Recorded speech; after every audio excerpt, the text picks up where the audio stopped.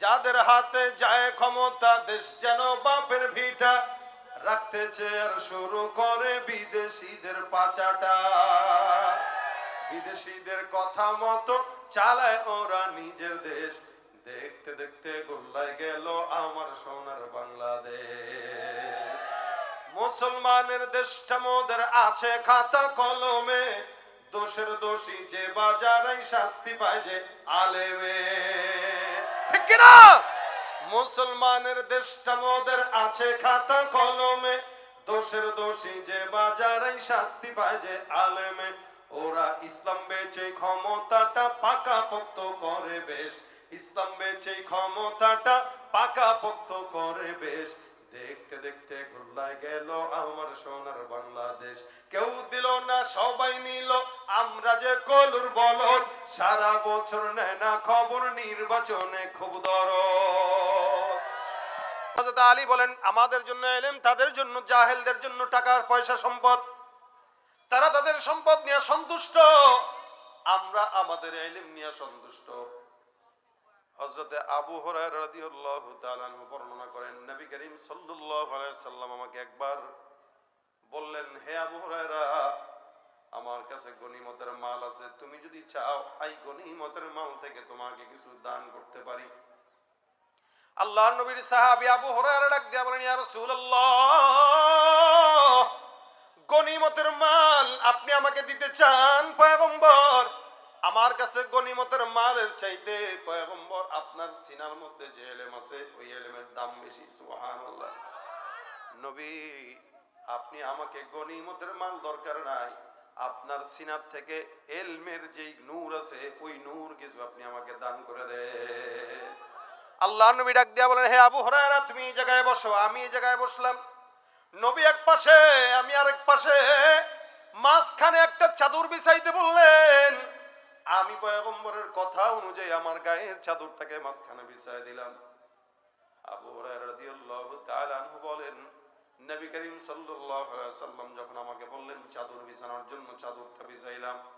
নবী তারপরে কি যেন পড়লেন, তারপরে আমাকে আবার বললেন, চাদরটা তুমি একটু নাও, এটাকে বাস করে তোমার সিনার সঙ্গে জড়ায় ধরো। আল্লাহ পাক রব্বুল আলামিনের হাবিব যখন আমাকে বললেন, চাদরটা আমি বাস করলাম, তারপরে আমার সিনার সঙ্গে জড়ায় ধরলাম। আল্লাহর কসম করে বলছি, সেদিন থেকে আমি আবু হুরায়রার কলবের মধ্যে আল্লাহ পাক রব্বুল আলামিন ইলমের গভীরতা আর নূর দান করে দিয়েছে। সিনাত থেকে সিনা আল্লাহ পাক রব্বুল আলামিন কোরআনের ইলম অর্জন করায় দেয় বান্দাকে। দুনিয়ার কোনো ইলম এরকম দামি নাই যে ইলমটা সিনাত থেকে সিনা। দুনিয়ার ইলম এরকম দামি নয় যে ইলমটা পড়ার জন্য সওয়াব হয়। দুনিয়ার ইলম এমন কোনো দামি নাই যেটা ধরতে গেলে ওযু লাগে। কিন্তু কোরআনের ইলম এমন দামি, আল্লাহ পাক বলেন, লা ইয়ামাসসুহু ইল্লাল মুতাহহারুন। এই কোরআন ধরতে গেলে ওযু লাগবে, পবিত্রতা লাগবে। পবিত্রতা ছাড়া কোরআন ধরা যায় না। অঙ্ক, ইংরেজি, বাংলা যা পড়েন এগুলোর মধ্যে পড়লে সওয়াব নাই। কোরআন তেলাওয়াত করলে আল্লাহর নবী বলেন একটা অক্ষরে 10টা করে নাকি। আল্লাহ পাক রব্বুল আলামিন এটাকে এমন দামি বানাইছেন যেটা আল্লাহ পাক রব্বুল আলামিন সবার সিনায় দেয় না। দুনিয়ার জমিনে কত মানুষ আছে যারা ইঞ্জিনিয়ার হয়, ডাক্তার হয়, দেখবেন 30-35 বছর লাগায় ডাক্তার হয়। এই 30-35 বছরে অসংখ্য গুনাহ করে, অন্যায় করে, অন্যায় অবিচার করে, এরপরেও বান্দা ডাক্তার হতে পারে, ইঞ্জিনিয়ার হতে পারে। কিন্তু কোরআনটা এমন দামি কোরআন, এটা সবার অন্তরে যায় না। যাদের সিনার ভিতরে আল্লাহ দেয় হাফেজে কোরআন, এই হাফেজে কোরআনের সিনা পরিচ্ছন্ন থাকার কারণে আল্লাহ পাক 10-12 বছরের ভিতরেই তাদেরকে হেফজ সম্পূর্ণ করায় দেন। কোন হাফেজকে আপনারা দেখবেন না যে সে 40 বছরে হাফেজ হয়েছে। কোন হাফেজকে দেখবেন না যে 30 বছরে হাফেজ হয়েছে। কেন জানেন? বয়স যত বাড়ে তার গুনার বোঝা তত বাড়ে। আর যার যত গুনাহ, ওই গুনাহগারের অন্তরে আল্লাহ কোনোদিন কোরআনকে ঢুকান না। এজন্য ডাক্তাররা তার বয়স বেশি হয়ে গেলে ডাক্তার হইতে পারে। ডাক্তাররা তার বয়স বেশি হয়ে গেলে ইঞ্জিনিয়ার হইতে পারে, সব হইতে পারে। কিন্তু হাফেজ ও 15 বছর বয়সে হইতে পারে না। মিনিমাম 10 থেকে 12 বছরের ভিতরে হওয়া লাগে। এজন্য 15 বছর মিনিমাম এর ঊর্ধ্বে গেলে কোনো হেফজখানায় কোনো ছাত্রকে ওস্তাদরা ভর্তিও নেয় না, কারণ সে এখন গুনাহ বুঝে গেছে। তার নফস নাপাক হওয়া শুরু হয়েছে, এই নফসে এখন আর কোরআন ঢুকবে না। দেখেন না আমাদের দেশের মানুষ যারা কোরআন পারে না, এরা আল্লাযী ইউওয়াসবিসু ফি সুদুরিন নাস পড়তে পড়তে সারা জিন্দেগি পার হয়ে যায়, তাও মুখ দিয়েও বের হয় না, কলবেও ঢুকে না। আর যদি মঞ্চে বক্তব্য দিতে বলেন দেখবেন সব বুঝে, রাজনীতি বুঝে, ব্যবসা বুঝে, সব বুঝে, জ্ঞান দুনিয়াতে তার কম নাই, কিন্তু আউযু বিল্লাহি মিনাশ শাইতানির রাজিম বিসমিল্লাহির রহমানির রহিম পড়ে না, সব বুঝে, এটা পারে না। কেন? অন্যায় অবিচার গুনাহ করতে করতে অন্তরকে অপরিচ্ছন্ন বানাইছে, যার কারণে সিনায় কোরআন ঢোকে না, জমানাও কোরআন ঢোকে না। কেন? কোরআন ঢোকার জন্য শর্ত হইল অন্তরকে পরিচ্ছন্ন আর পবিত্র রাখতে হয়। এটা কোরআনের অন্যতম একটা বৈশিষ্ট্য। এই জন্য ভাইরা আমার, যারা হাফেজে কোরআন হয় তারা 5-7 বছরে হাফেজ হয়ে যায়, 10-12 বছরে হাফেজ হয়, কারণ অন্তর নাপাক নয়, অন্তর পবিত্র। কিন্তু যারা বড় হয় তাদের অন্তরের ভিতরে কোরআন না ঢোকার অন্যতম কারণ নফস পবিত্র নয়, নফস নাপাক, জবান নাপাক, যার কারণে নফসের ভিতরে আল্লাহ পাক রব্বুল আলামিন কোরআন ঢুকায় না। আবু হুরায়রা রাদিয়াল্লাহু তাআলা আনহু বলেন, আমার পয়গম্বরের সিনার থেকে আমার সিনার ভিতরে কোরআনের ইলমের নূর ঢুকে গেছে, সেদিন থেকে আমি নূরের বরকত পাই। হে মুসলমান নবীর উম্মত, আল্লাহ পাক বলেন নাযালা বিহির রূহুল আমিন, এই কোরআনটা লৌহে মাহফুজে ছিল, আমি আল্লাহ পাক জিবরিলের মাধ্যমে এটা নাজিল করলাম। জিবরিলের সিনাত থেকে পয়গম্বর আলা কলবিকা, আপনার কলবের ভিতরে কোরআনকে বসায় দিলাম। সুবহানাল্লাহ। নবীর কলবে আল্লাহ কোরআনকে বসায় দিয়েছেন, কলবে বসাইছেন, পকেটে না, কলবে বসাইছেন। যেটা পকেটে থাকে, ঝুলন্ত থাকে, হাতে থাকে, এগুলো চুরি হয়। আর কলবে যেটা থাকে ওটা দুনিয়ার কেউ চুরি করতে পারে না, ওটার জিম্মাদারি কার কাছে? এজন্যই যত পূর্ববর্তী কিতাবগুলো আছে, প্রত্যেকটা কিতাব নবীদের হাতে আল্লাহ ধরায় দিয়েছেন। মূসাকে আল্লাহ পাক হাতের ভিতরে কিতাব ধরাইলেন, আল্লাহ পাক ঈসা নবীকে হাতের ভিতরে কিতাব ধরাইলেন, দাউদ নবীকে কিতাব হাতে ধরাইলেন। সব নবীদেরকে দিয়া বললেন তোমাদের কাছে দায়িত্ব, এটা তোমরা হেফাজত করবা আর সুন্দর করে আমল করার জন্য উম্মতকে উদ্বুদ্ধ করবা। সমস্ত কিতাব যতদিন তোমরা থাকবা ততদিন থাকবে। এখনো পর্যন্ত তাওরাত জাবুর ইনজিল আছে, কিন্তু 1 নাম্বারটা নাই, সব 2 নাম্বার। ইহুদিরা বিকৃত করে ফেলছে, নাসারারাও বিকৃত করে ফেলছে, কারণ আল্লাহর জিম্মায় দায়িত্ব নাই, নবীর জিম্মাদারিতে দিয়ে দিয়েছিলেন। কিন্তু কোরআনটাকে আল্লাহ পাক রব্বুল আলামিন যখন নাজিল করেন, আল্লাহ পাক রব্বুল আলামিন বলেন ইন্না নাহনু নাযালনা যিকরা ওয়া ইন্না লাহু লাহাফিজুন। আল্লাহ পাক রব্বুল আলামিন বলেন কোরআনটা নাজিল করলাম আমি আল্লাহ, আর এই কোরআনের হেফাজতের দায়িত্ব নিয়ে নিলাম আমি আল্লাহ পাক রব্বুল আলামিন নিজেই। সুবহানাল্লাহ। যেই জিনিসের জিম্মাদারি আল্লাহর কাছে যায়, দুনিয়ার কোন মানুষের কি সাহস আছে ওই জিনিস বিকৃত করার? এ কারণে 1000 বছর হয়ে গেছে, একটা নোক্তাকে কেউ উপর থেকে নিচে নামানোর যোগ্যতা কারো হয় নাই। কিয়ামত পর্যন্ত সময় দিয়ে দিলাম, ওয়াদউ শুহাদাকুম মিন দুনিল্লাহি ইন কুনতুম সাদিকিন। বাপদাদা 14 গোষ্ঠীকে ডাক দাও, আল্লাহর কোরআনের মোকাবেলা অতীতে কেউ পারে নাই করতে, ভবিষ্যতেও পারার সম্ভাবনা নাই। এটা কোরআন আল্লাহর জিম্মায়, কারণ এটা আল্লাহ পাক রব্বুল আলামিনের নিজের গবেষণার ফল, আল্লাহর লিখিত কিতাব। মানুষের গবেষণা ভুল হয়, আল্লাহর গবেষণা ভুল হওয়ার সুযোগ নাই। এ মুসলমান, এই কারণে আল্লাহর গবেষণার ফল যেটা আল্লাহ পাক বান্দাকে দেয়, এটা আল্লাহর সিনার মধ্যে বসায় দেয়। আপনার আমার সিনার ভিতরে আল্লাহ পাক রব্বুল আলামিন বসায় দিয়েছেন, কিন্তু সিনার ভিতরে বসাইলেও কোরআনের আসল ভার আমার আল্লাহ নিজের কুদরতি হাতে নিয়ে নিয়েছেন। সুবহানাল্লাহ। সিনার ভিতরে থাকে কোরআন, এখান থেকে নূর চমকায়। নবীর সিনার থেকে সাহাবা একরাম, সাহাবা একরামের সিনার থেকে তাবেঈ, তাবেঈদের সিনার থেকে তবে তাবেঈ, তবে তাবেঈদের সিনার থেকে আইম্মায়ে মুজতাহিদিন, সালফে সালিহিন, এই করে করে আজ পর্যন্ত কোরআনটা সিলসিলা ভাবে আমাদের পর্যন্ত আসছে এবং কিয়ামত পর্যন্ত এইভাবেই টিকে থাকবে, এটা কোনোদিন পরিবর্তন হবে না। এই যে ছোট মাদ্রাসাগুলো দেখতেছেন, এই মাদারিসগুলো কোরআন চর্চার, কোরআন প্রচার আর প্রসারের সবচেয়ে বড় কারখানা, এটা সবচেয়ে বড় কারখানা এগুলো। ভাইরা আমার, এই কারণে আল্লাহ পাক রব্বুল আলামিন কোরআনের ইলমটাকে বান্দার জন্য ফরজ করেছেন। নবী সাল্লাল্লাহু আলাইহি সাল্লাম বলেন 4 প্রকার মানুষ হবে। 1 নাম্বার কোন আলিমান, 2 নাম্বার আও মুতাআল্লিমান। তোমরা আলেম হও, অথবা ছাত্র হও, অথবা একটা কাজ করো, আলেমদেরকে কথা শ্রবণ করো। যখন মাহফিলে কথা বলে, মসজিদে কথা বলে, মজমায় কথা বলে, মুস্তামিআন হও, আলেমদের কথা শ্রবণ করো, মহব্বত করো। খবরদার যারা আলেমদেরকে মহব্বত করে না, আল্লাহ নবী বলেন ওয়ালা তাকুন খামিসান, 5 নাম্বার হয় না। 5 নাম্বার যারা হয় এগুলো সব হলো ধ্বংস আর ধ্বংস। হইতে হবে কয়টা? 4টা। হয়তো আলেম হবেন, নিজে আলেম, না তো আপনি ছাত্র হবেন, মানে আলেমদের কাছে যায় শিখেন, আপনার সন্তানকে শিখান, আপনার নাতিকে শিখান, আপনার পুত্রকে শিখান। এটাও পারেন না, এটাও পারেন না, এতে আলেমদের কথা শোনেন। এখন শুনে তো না, এখন ভুল ধরে, এখন শুনে না, ভুল ধরে। ওলামা একরাম কথা বললে পাশ থেকে এমনি বলেন না অমনে বলেন। তাও কে বলতেছে যে কোরআনের কও জানে না, সে বলে এমনি না অমনে। আও মুস্তামিআন, হয়তো শ্রবণ করেন, আও মুহিব্বান, নয়তো মহব্বত করেন। আলেমদের কথা শুনেন, নয়তো আলেমদেরকে ভালোবাসেন, কাছে থেকে হোক দূর থেকে হোক। প্রত্যেকটা মানুষের জন্য রাসূল সাল্লাল্লাহু আলাইহি ওয়াসাল্লামের এই আদেশ, তোমরা আলেমদেরকে মহব্বত করো। রাসূল বলেন যারা 5 নাম্বার হয়, অনেক ক্ষেত্রে আল্লাহ পাক তাদেরকে গালি দিয়েছেন, উতুল্লিম বাদা যালিকা জানিম, যেগুলা দ্বীনের ব্যাপারে চুলকানি আছে, কোরআন সুন্নাহর ব্যাপারে চুলকানি আছে, আলেম ওলামা একরামদের ব্যাপারে চুলকানি আছে, এগুলো অনেক ক্ষেত্রে যারও সন্তান হয়। আর একটু ব্যাখ্যা করে বলি, ইমাম হযরত আবু হানিফা রাহমাতুল্লাহ আলাইহি, উনি একবার একটা ফিকহি মসনদে বসা মজমায়, ওনার সাথে ওনার কিছু গ্রামের লোক ছিল, ওলামা একরামরা ছিল, একসাথে বসা। এলাকায় পাশে কিছু যুবকেরা মাঠে খেলাধুলা করতেছে, তো ওদের বল এই মাঝখানে এসে পড়ছে। এখন যুবকরা সব দাঁড়ানো, যুবকরা সব দাঁড়ানো, কেউ আসবে নিবে সাহস পায় না। তো হঠাৎ করে একটা যুবক এসে কয়, এত ব্যাপার নাকি, আমি যাই নেবো, দেখি কে কি কয়। মাঝখান দিয়ে এসে লাভ দিয়া মাঝখান থেকে বলটা নিয়ে দৌড় মারছে। ইমাম আযম আবু হানিফা বলতেছে, এই যেটা গেছে মাত্র বলটা নিয়ে, এটা যারও সন্তান, ওর জন্মের ঠিক নাই।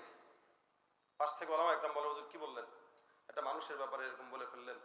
আমি বলছি, ভুল বলি নাই, তুমি খেয়াল করে দেখো, ওর চোখ মুখ বলে ও বৈধ বাবার সন্তান না, অবৈধ বাবার সন্তান। আপনারা দেখবেন এলাকার এই মোতামি সাহেব হুজুর বা অন্য কয়েকজন সম্মানিত মানুষ যদি বসে থাকে, আপনারা তাদের সাথে বেয়াদবি করতে পারবেন না, যদি আপনার জন্ম ঠিক থাকে। আর যেগুলো বেয়াদবি করে দেখবেন কোনো না কোনো ভাবে এদের জন্মে ঝামেলা আছে। ইমাম আযম আবু হানিফা বলতেছেন ওর জন্মে ঝামেলা আছে, তোমরা খোঁজ নাও। তো ওলামা একরামরা খোঁজ নিল, খোঁজ নিয়ে জিজ্ঞাসা করলো, এই ছেলে তোমার বাবার নাম কি? আমার বাবা নাই। বাবা নাই মানে? বাবা নাই আমার। খোঁজ নিয়ে দেখলো ওর মা ওই এলাকায় প্রতিটা ভিত্তি করে এই ছেলেকে জন্ম দিয়েছে। তখন ইমামকে ডাক দিয়ে বলতেছেন, হযরত আপনি যা বলছেন 100% সত্য, ওর বাবার পরিচয় নাই, লেকিন মায়ের পরিচয় আছে। ইমাম আযম আবু হানিফা বলেন, শোনো, উম্মতের উলামা একরামদের সঙ্গে বেয়াদবি তারাই করে যাদের জন্মে সমস্যা আছে। এখন আপনারা বলবেন, হুজুর আমরা তো অনেক সময় ইসলাম পছন্দ হয় না, কোরআন পছন্দ হয় না, কিন্তু আমার তো জন্মে ঠিক আছে, আমার তো আব্বাও আছে আম্মাও আছে। না, আপনি তালাশ করে দেখবেন এই লোকের আব্বা আম্মা আজ থাকলেও 10 বছর আগেই গোপনে একটা একটা তালাক দিয়ে এরপরে সংসার করতেছে, এটা জন্ম দিছে। কি এই বর্তমানে নাই এরকম? বিবাহ নাই কিন্তু তালাক দিয়ে দিছে আরো 10 বছর আগে। আমার সামনে অসংখ্য মানুষ এরকম দেখছি, বউরে তালাক দিয়ে দিছে। সমাজ কি বলে এই কারণে সংসার করে যাচ্ছে। সমাজ কি বলে? এখন ছেড়ে দিলে বাচ্চা 2টা, আমি কি ছাড়তে পারি? কেমনে ছাড়ি? মারে বলা যায়, বাপরে বলা যায়? এই কারণে ওই হারাম বউরে নিয়েই চলতেছে সংসার। তো ওই হারাম বউর পেটে যেটা আসবে ওটা তো হালাল জাদা না, ওটা হারাম জাদাই হবে। কথা বলেন ঠিক কিনা? জন্মের পরে কানে আজান কি দেয়নি, তুমি মৌলবাদী ছাড়া হওনি, ঠিক কিনা? জন্মের পরে কানে আজান কি দেয়নি, তুমি মৌলবাদী ছাড়া হওনি। আবার মরণের পরে জানাজা পড়াবে, তখন কোথায় পালিয়ে যাবি? বিদ্রোহী বিপ্লবী মৌলবাদী কেন জঙ্গিবাদী? জেনারেটর আছে হুজুর? আচ্ছা,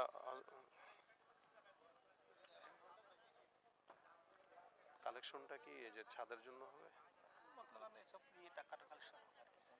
মানে উপস্থিত বাকি না? আলেম বিদ্বেষী হব না ইনশাআল্লাহ। আল্লাহ পাক আমাদেরকে আলেমদের মহব্বত করার তৌফিক দান করো। ভাই আমাদেরকে মহব্বত আপনারা আমাদের কারণে করবেন না, কোরআনের কারণে করবেন। একটা স্বর্ণ মানুষ বিক্রি করে পলিথিন দিয়া না, স্বর্ণ বিক্রি করে স্বর্ণের আলাদা বক্সের দাম স্বর্ণের কারণে, বক্সের কারণে না। আমরা বক্স, যাদের ভিতরে আল্লাহ কোরআন দেয় তারা বক্স, দাম বক্সের কারণে না, বরং কোরআনের কারণে। আমার কোনো দাম নাই, কিন্তু আল্লাহ সিনায় কোরআন দিয়েছেন, যার কারণে আপনারা আমাকে সম্মান করেন। এই জন্য আল্লাহর কোরআন যেখানে থাকবো ওখানে সম্মান করব। ঘরে থাকলে ওই ঘরকে সম্মান করব। আল্লাহর কোরআন কোনো পরিবারে থাকবে, পরিবারকে সম্মান করব। আল্লাহর কোরআন কোনো ব্যক্তির হৃদয়ে থাকবে, হৃদয়কে সম্মান করব। আল্লাহর কোরআন যে দেশের সংসদে থাকবে ওই দেশের সংসদকে সম্মান করব, ভালোবাসবো ইনশাআল্লাহ। এবং আফগানিস্তানে কোরআনের আইন চলে, ওই দেশকে আমরা মহব্বত করি, কোরআনের আইন দিয়ে চলার কারণে মহব্বত করি। কেউ যদি আমাদেরকে জঙ্গি বলে আমরা বলবো ওদের জন্মেও সমস্যা। আল্লাহ কোরআনকে মহব্বত করার তৌফিক দান করুক, বলেন আমিন। ভাইরা আমার, আজকের এই প্রতিষ্ঠান মাদ্রাসা, কোরআনের মাদ্রাসা, মহব্বতে আপনাদের সন্তানদেরকে মাদ্রাসায় দিবেন। আপনার ছেলেটা যেন আলেম হয়। রাসূল সাল্লাল্লাহু আলাইহি সাল্লাম বলেছেন, সবচেয়ে সৌভাগ্যবান সে যার মরণের পরে নেককার সন্তান রেখে যেতে পারে। একটা আলেম সন্তান রেখে যাওয়া এটা অনেক বড় ভাগ্যের বিষয়। আমি আপনাদের কাছে মহব্বতের দাবি থেকে একটু আবদার করব। এই প্রতিষ্ঠানের কাজ চলতেছে, এখানে বিল্ডিং এর কাজ চলতেছে। ওই যে ঘরগুলো দেখছেন আপনারা, আমি ঢোকার সাথে সাথে মোতায়েম সাহেবকে বলতেছিলাম যে এখনো কি এরকম প্রতিষ্ঠান বাংলাদেশে আছে যে যেখানে এভাবে জীর্ণ শীর্ণ ঘর, বাচ্চারা পড়তেছে, শীতের কি মুহূর্ত অবস্থা। আপনারা তো দেয়ালের ঘরে থেকে কম্বল 2-3টা মুড়ি দিয়েও তো শীত কভার করতে পারেন না, সেখানে এরকম জীর্ণ শীর্ণ ঘরে এই ওলামা একরামরা পড়ে থাকে, দিনের চর্চা করে, কতটা কষ্ট হয়। আপনারা যদি একটু হরকত করেন, এই বিল্ডিংটা এখানে দাঁড়ায় গেছে, আর একটু কাজ বাকি, তো দেখা যাবে এই আপনাদের ভালোবাসায় বিল্ডিংটা যদি পোলাপান ছাত্ররা উঠতে পারে, এদের সারা জিন্দেগির সওয়াবগুলো আপনাদের আমলনামায় পৌঁছতে থাকবে। আমি একটু দেখতে চাই কোরআনকে মহব্বতের উসিলায় কোন ভাই আছেন। আলহামদুলিল্লাহ, আজকের বিশেষ অতিথি ইঞ্জিনিয়ার মোহাম্মদ আলমগীর হোসেন, ব্যবস্থাপনা পরিচালক, প্রাইম পাওয়ার সলিউশন লিমিটেড। উনি মাত্র বিকাশের নগদ 10,000 টাকা পাঠিয়ে দিয়েছেন মাদ্রাসার জন্য, বলেন আলহামদুলিল্লাহ। আল্লাহ কবুল করুক, বলেন আমিন। জানে মালে বরকত দান করুক, বলেন আমিন। আর কে আছেন? ইঞ্জিনিয়ার ভাই শুরু করে দিয়েছেন, এখন যারা দিবেন ওনার দেখা দেখি আল্লাহ পাক সওয়াব ওনাকেও দিবে। একটু দেখি তো, হাতটা একটু উঠান, কে আছেন যে আজকের মজমা একটু দান করবেন, আল্লাহ পাক কবুল করবে ইনশাআল্লাহ। একটু বলেন মাশাআল্লাহ। কি নাম? হযরত আলী ভাই 5,000, 10,000, আল্লাহ কবুল করুক, আমিন। জানে মালে বরকত দান করুক, নেক হায়াত দান করুক, আল্লাহ ব্যবসায় বরকত দান করুক। আর কে আছেন? আর কে আছেন? 10,000 টাকা করে প্রতিষ্ঠানে যদি দেন ইনশাআল্লাহ আপনাদেরকে শেষে একটা গজল শোনাবো। শুধু তাই না, আপনাদের জন্য গজলের বইও আছে গাড়িতে রাখা। অনেকে গজল চর্চা করতে চায়, পারে না, তাদের জন্য গাড়িতে বই রাখা আছে, তারা ওখানে সংগ্রহ করবেন। বাউল টাউলদের গজল না গান না শুনে ইসলামী সংস্কৃতির চর্চা করবেন। এটা হাসান বিন সাবিতের উত্তরসূরিদের কাজ, আমরা সেই নিয়তেই করি, আল্লাহ যদি বরকত দান করে। এরপরে বলেন কে আছেন প্রতিষ্ঠানের জন্য 10,000 টাকা দিবেন? কে আছেন? অথবা 2 ব্যাগ সিমেন্ট দিবেন, 10 ব্যাগ সিমেন্ট দিবেন, রড দিবেন, ইট দিবেন। নগদ 10,000 টাকা দিছে হযরত ভাই, আল্লাহ কবুল করুক, মাশাআল্লাহ। আর কে আছেন বলেন?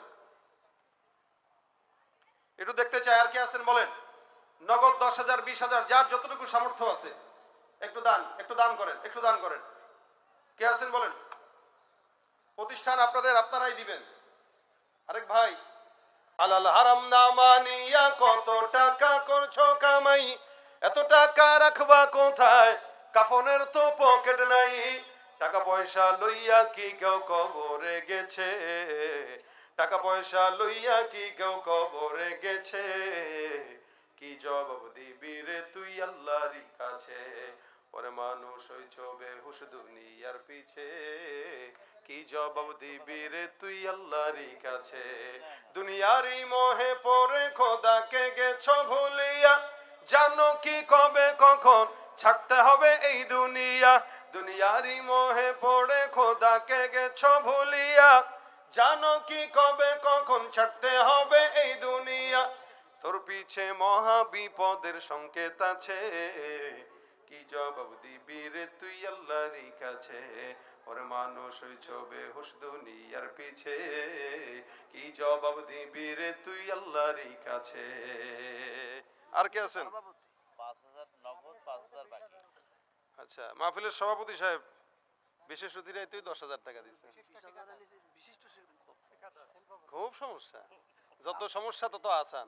বাংলাদেশ পল্লী বিদ্যুতের সভাপতি, বাংলাদেশ পল্লী বিদ্যুতের সভাপতি, ও এই জন্যই তো বলি দেশের সভাপতি। সারা দেশের। মাশাআল্লাহ, এই জন্য তো বলি এখান থেকে কল দেয়, ওখান থেকে কারেন্ট চলে আসে। নিচে ফলোটা করে দিল না। এটা তো বিশাল পাওয়ার। 10,000 টাকায় পাওয়ার হয় না। না না সম্ভব না। হয় না ভাই। ওই যে যারা বিশেষ অতিথি ওনারাই 10,000 টাকা দিচ্ছে, বাস আমি ওনার উপরে ছেড়ে দিলাম, বয়োজ্যেষ্ঠ মানুষ ইনশাল্লাহ। তো বলতেছে বিশাল সমস্যা, তো সমস্যা যত আসানো তত ইনশাল্লাহ। সমস্যা বলেই তো দান করতে হয়, তাই না? সমস্যা যত বড় দান হবে তত বড়, আল্লাহ পাক আসানও করবে দ্রুত ইনশাল্লাহ। আলামিন আরশনগর 500 টাকা, আবু জরর আব্বু 500 টাকা। ওটা বলে দিছি। শাহাদাত প্রাক্তন ছাত্র শাহাদাত ইসমাইলের পিতা, মৃত পিতার জন্য এবং মা ও বড় ভাইয়ের জন্য সুস্থতার জন্য দোয়া চেয়েছেন। আল্লাহ পাক তার বাবার কবরকে জান্নাতের উচ্চ মাকাম দান করুক। আর কে আছেন? একটু হাত উঠান, নাম লেখান। 5,000 10,000 করে একটু দিবেন, নামটা লেখান।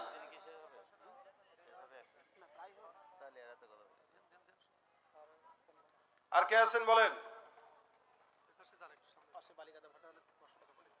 আরেক ভাই উনি 500 টাকা দিয়েছেন। আচ্ছা, আর কে আছেন বলেন? মাজেদ ডাক্তার 1,000 টাকা। ছাত্ররা একটু ভিতরে ভিতরে ঢুকে যাও, 100-200 করে যার যতটুকু সামর্থ্য হয় দিবেন। এরপরে যারা 1,000 করে দিবেন একটু এখানে নামটা লেখায় দেন, টাকাটা পাঠায় দেন। একটু বলেন হরকত করেন। আব্দুল আলিম ভাই 1,000 টাকা, আল্লাহ কবুল করুক, আমিন। আর কে আছেন? ও আজ আমাদের সভাপতি সাহেব মাশাআল্লাহ সাদের সময় 1 লাখ টাকা দিয়েছিলেন উনি, এখন ফ্লোর হবে। উনি যেহেতু 1 লাখ দিয়েছেন, ওনার দিল আছে, আমি ওনার কাছে আবদার রেখে যাব উনি যেন ফ্লোরটাও দিয়ে দেয় ইনশাআল্লাহ। আপনারা দোয়া করতে থাকেন, আল্লাহ পাক যেন ওনাকে এই ফ্লোর করার জন্য যথেষ্ট সহযোগিতা করার তৌফিক দান করেন। আল্লাহ এই দানের বিনিময়ে যেন আল্লাহ পাক ওনাকে সুস্থতার হায়াত দান করেন। রহমত আলী 3,000, 1,000 নগদ, 2,000 বাকি, আল্লাহ কবুল করুক। একজন একটা কোরআন শরীফ পাঠিয়েছে ভাই। আল্লাহ পাক যারা দান করেছেন আজকের মজমায়, যারা মেহনত করেছেন, আল্লাহ পাক প্রত্যেকের মেহনত যেন কবুল করেন, নাজাতের উসিলা বানায় দেয়। সকলে বলেন আমিন। আল্লাহ পাক রব্বুল আলামিন আজকের মজমাকে ভরপুর ভাবে কামিয়াবি দান করুক। মাদ্রাসার হাজত আল্লাহ পাক গায়বী খাজানা থেকে পূরণ করে দেখ, বলেন আমিন। নাস্তিকতা নিপাত যাক, দিন ইসলাম জিন্দাবাদ। নাস্তিকতা নিপাত যাক, দিন ইসলাম জিন্দাবাদ। কোটি প্রাণে একই আওয়াজ, খোদাদ্রোহী ছাড় পাবে না, এই বাংলায় ঠাই হবে না, মুসলমানরা জেগেছে আজ। জোর কদমে সামনে চলো, বজ্র কণ্ঠে আওয়াজ তুলো, সবাই মিলে একই তালে দাও না স্লোগান, নারায়ে তাকবীর, নারায়ে তাকবীর। দিন ইসলাম জিন্দাবাদ জিন্দাবাদ। ইসলামেরই জন্য দেশের হয়েছে জন্ম, ইসলামের বিরুদ্ধে গেলে দেশ হবে ভিন্ন। ইসলামেরই জন্য দেশের হয়েছে জন্ম, ইসলামের বিরুদ্ধে গেলে দেশ হবে ভিন্ন। ইসলামের বিরুদ্ধে যারা নিয়েছ অবস্থান, এই বাংলায় ঠাঁই হবে না, যাও হিন্দুস্তান। ও জোর কদমে সামনে চলো, বজ্র কণ্ঠে আওয়াজ তুলো, সবাই মিলে একই তালে দাও না স্লোগান, নারায়ে তাকবীর, নারায়ে তাকবীর। আল কোরআনের আলো, মুসলমানের এই দেশেতে নাস্তিকদের ঠাঁই নাই, নাস্তিকদের পক্ষে যারা তাদের কোনো রক্ষা নাই। এই দেশেতে থাকতে হলে কোরআন মানতে হবে, কোরআন না মানলে তারা বিতাড়িত হবে। জোর কদমে সামনে চলো, বজ্র কণ্ঠে আওয়াজ তুলো, সবাই মিলে একই তালে দাও না স্লোগান, নারায়ে তাকবীর, আল্লাহু আকবার, নারায়ে তাকবীর।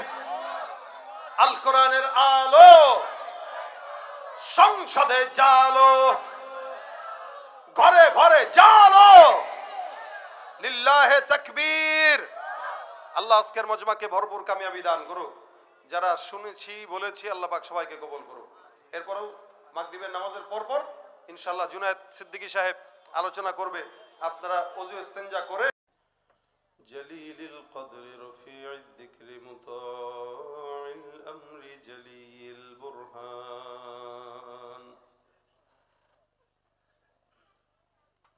ونشهد أن لا إله إلا الله وحده لا شريك له ونشهد أن سيدنا وسندنا وحبيبنا وحبيب ربنا وطبيبنا وطبيب قلوبنا ومولانا محمدا عبده ورسوله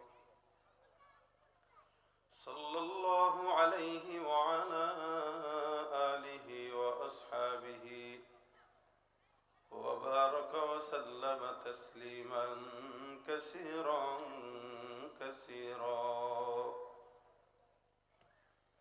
الذي أرسله الله تعالى بالحق بشيرا ونذيرا وداعيا إلى الله بإذنه وسراجا منيرا أما بعد فأعوذ بالله من الشيطان الرجيم بسم الله الرحمن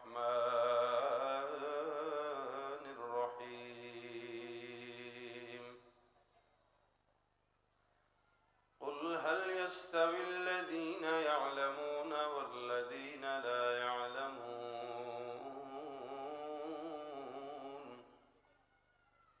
إنما يتذكر أولو الألباب وقال النبي صلى الله عليه وسلم طلب العلم فريضة على كل مسلم أو كما قال عليه الصلاة والسلام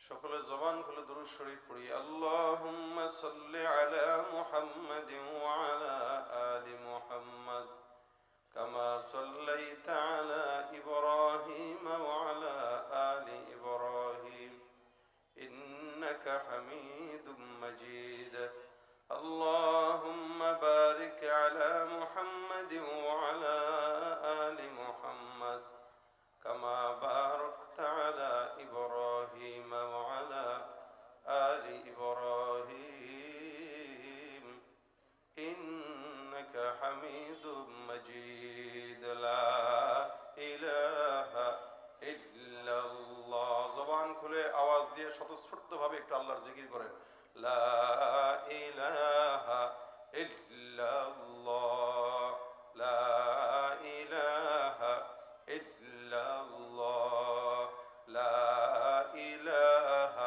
إلا الله لا إله لا إله إلا الله محمد رسول الله صلى الله عليه وسلم الحمد لله আল্লাহ পাক রব্বুল আলামিনের দরবারে অসংখ্য শুকর ও সুজুদ যে রব্বুল আলামিন আজকের দিনী মজমায় আমাদের সকলকে একত্রিত হয়ে আসার বসার তৌফিক এনায়েত করেছেন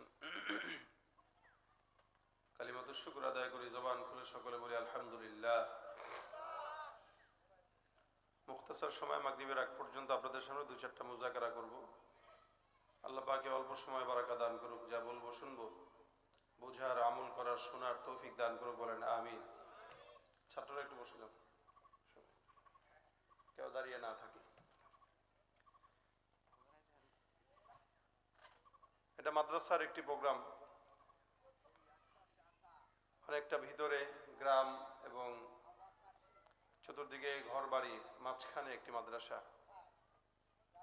মাদ্রাসা অল্প সময়ের ভিতরে মাশাআল্লাহ যথেষ্ট আগানো একটি প্রতিষ্ঠান এই জন্য আমি আপনাদের সামনে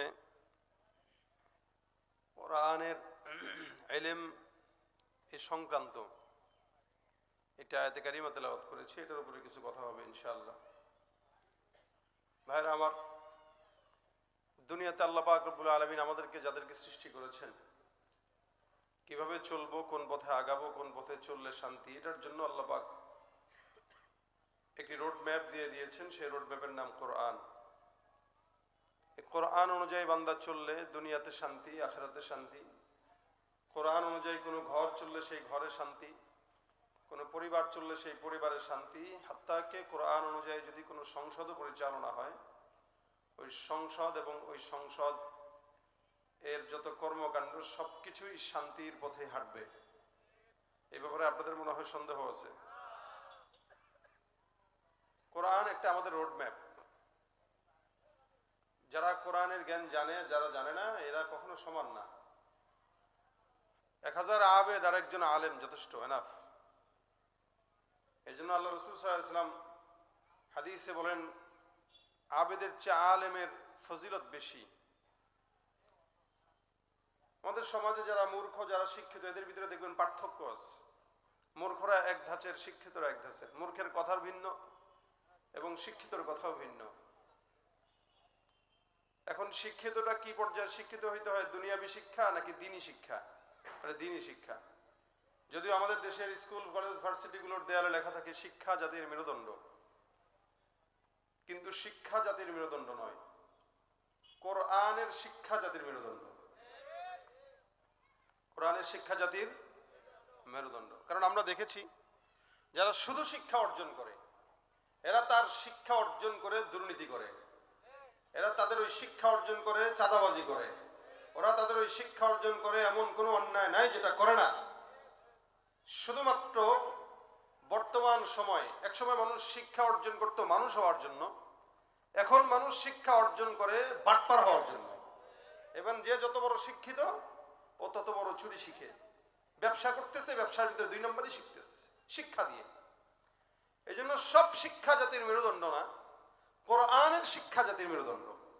কি বলেন, ঠিক না? কোরআনের শিক্ষা জাতির মেরুদণ্ড। যার ভিতরে কোরআনের শিক্ষা নাই, নবী বলেছেন ও মিসকিন, ও ফকির। ও কোরআনের শিক্ষা না থাকার কারণে ওর মতো ফকির মিসকিন আর কেউ হতে পারে না। এটা আপনার আমার জন্য আল্লাহ পাক রব্বুল আলামিন জরুরি কোনো বিষয় করেন নাই।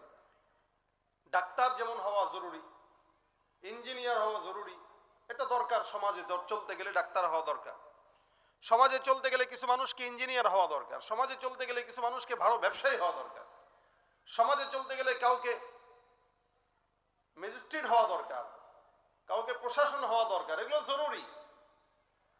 এটা হইলে চলে, হইলে ভালো, না হইলেও চলে।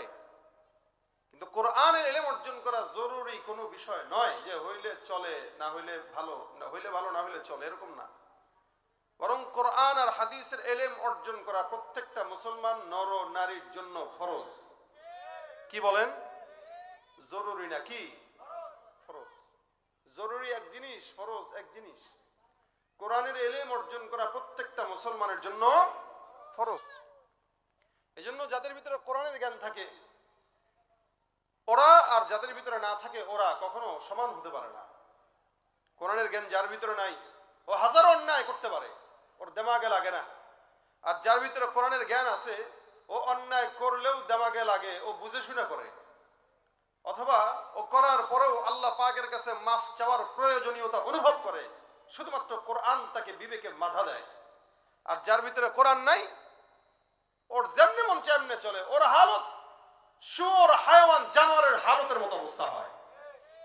এই জন্য আল্লাহ বলেন কিছু কিছু মানুষ আছে, লাহুম কুলুবুল লা ইয়াফকাহুনা বিহা ওয়া লাহুম আ'য়ুনুল লা ইউবসিরুনা বিহা ওয়া লাহুম আযানুল লা ইয়াসমাউনা বিহা। তাদের কলব আছে, কলব দিয়া বুঝে না, অনুধাবন করে না। ওয়া লাহুম আ'য়ুনুল লা ইউবসিরুনা বিহা, চক্ষু আছে লেকিন দেখে না।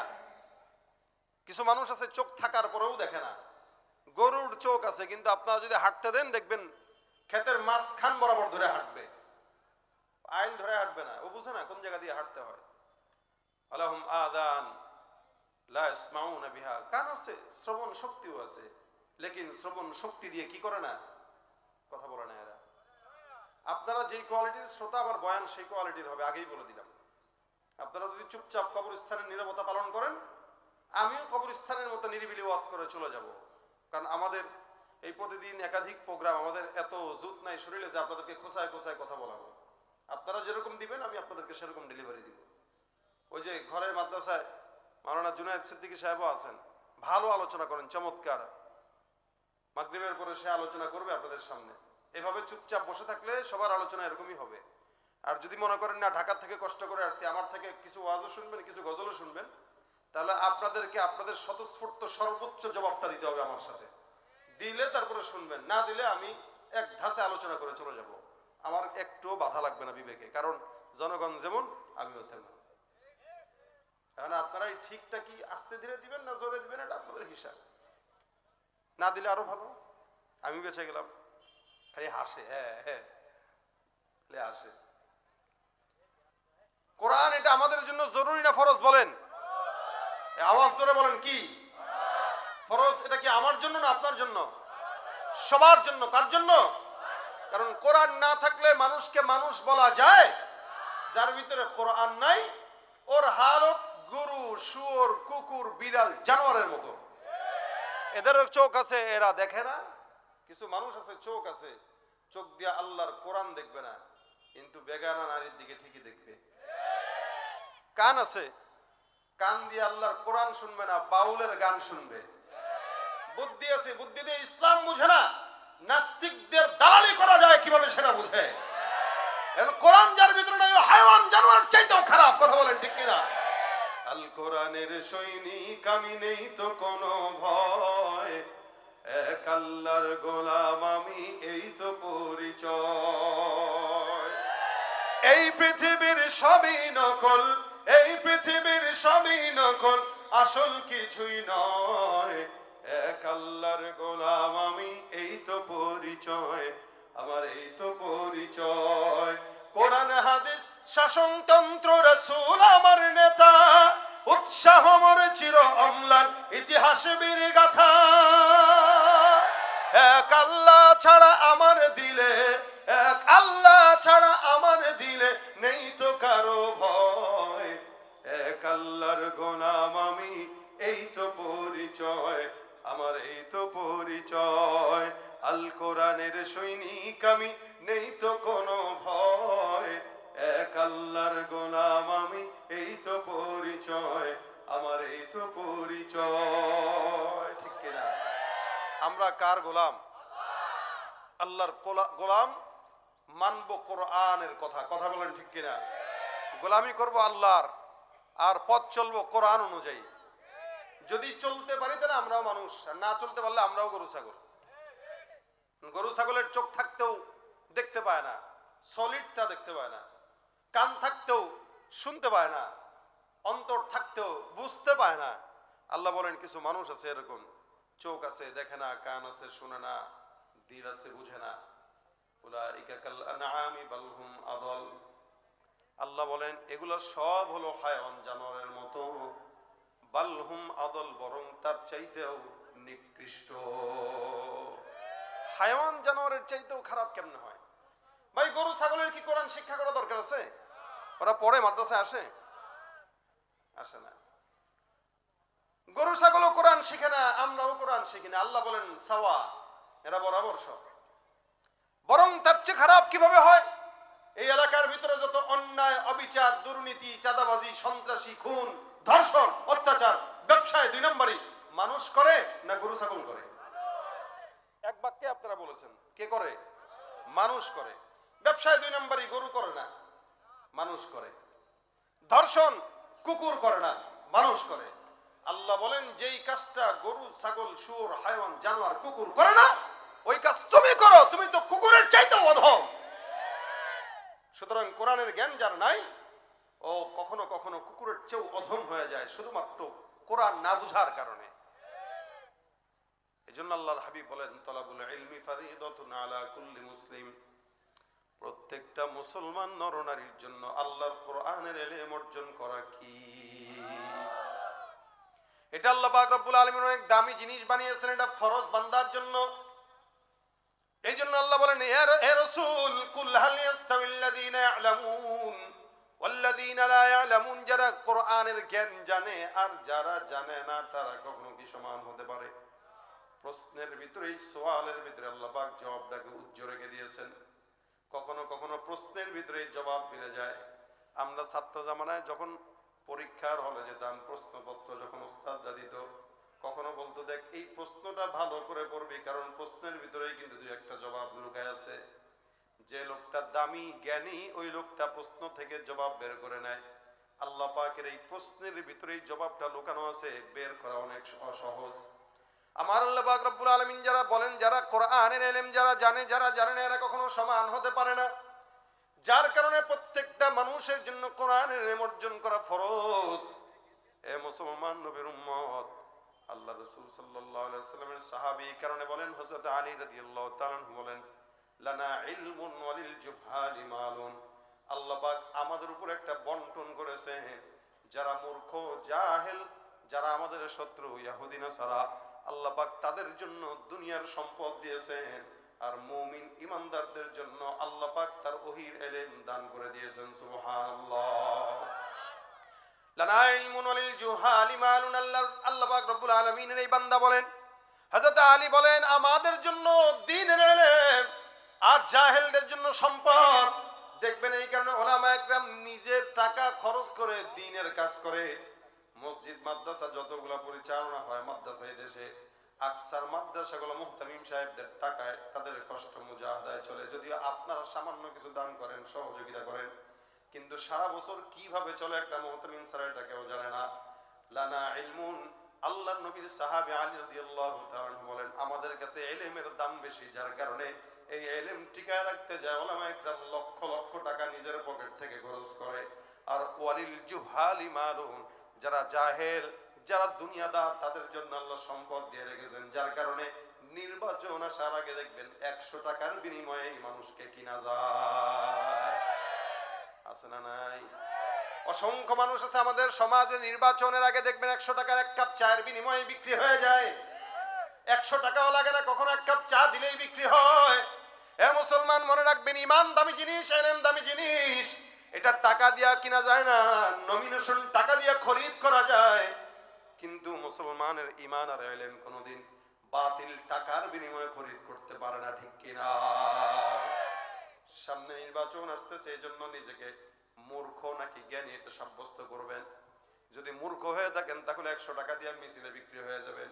আর জ্ঞানী যদি হয়ে থাকেন, আপনার টাকা কোটি কোটি টাকা দিলেও কোনোদিন কেউ কারো সামনে মাথাকে বিক্রি করতে পারে না। আচ্ছা বলেন তো, আপনাদের এলাকায় একটা ছাগলের দাম কত? 2000-3000 দিয়ে ছাগল ফালি পরে কাকা আমাকে দিয়েন, আমিও নিয়ে ব্যবসা করব। 10,000 নিচে আসেনি ছাগল কাকা, খবর রাখে না তো। ছাগলের কেজি তো আছে 900-950 টাকা, গোস্তের কেজি, তাই না? আমরা ঢাকায় কিনি কত? 1150 এখন। সুবহানাল্লাহ, তাতে আমিও ভুল করলাম। আচ্ছা ধরলাম একটা ছাগল মিনিমাম ছোট হইলেও 10,000 টাকা। আচ্ছা বলেন এবার, একটা গরুর দাম তো 50-এর নিচে তো পাওয়া যায় না। 1 লাখ, 2 লাখ, 1.5 লাখ, অনেক দামি গরু এই দেশে আছে। এরপরেও মিনিমাম একটা গরু কিনতে গেলে 50,000 টাকা লাগে, একটা ছাগল কিনতে গেলে 10,000-12,000 টাকা লাগে, একটা মুরগি, একটা হাঁস কিনতে গেলেও 1,000 টাকা লাগে। কিন্তু আমাদের দেশের কিছু জাহেল গুলো আছে, এগুলার নির্বাচনের সময় 1,000 টাকা এগুলোর দাম উঠে না, 100 টাকা সর্বোচ্চ দাম। কথা বলেন ঠিক কিনা? যাদের হাতে যায় ক্ষমতা, দেশ যেন বাপের ভিটা, রাখতে চেয়ার শুরু করে বিদেশিদের পাচাটা। বিদেশিদের কথা মতো চালায় ওরা নিজের দেশ, দেখতে দেখতে গোল্লায় গেল আমার সোনার বাংলাদেশ। মুসলমানের দেশটা মোদের আছে খাতা কলমে, দোষের দোষী যে বাজারাই শাস্তি পায় যে আলেমে। ঠিক কিনা?